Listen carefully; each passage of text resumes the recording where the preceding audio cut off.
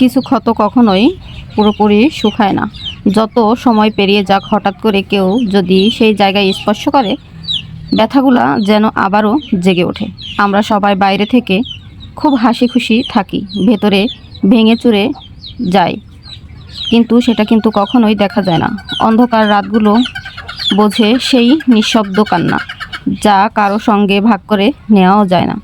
স্মৃতি, গান, দৃশ্য সব কিছুতেই কখনো কখনো আসে না সেই যন্ত্রণা, যা হয়তো কখনো মুছে যাবে না। তবুও আমরা চুপ থাকি, কখনো আত্মরক্ষার জন্য, কখনো নিজেকে ভালো রাখার জন্য। কারণ ভাঙা মন নিয়ে বেঁচে থাকার যন্ত্রণাটা গোপন রাখাটাই অনেক সময় সবচেয়ে বড় অসহায় হয়ে থাকে।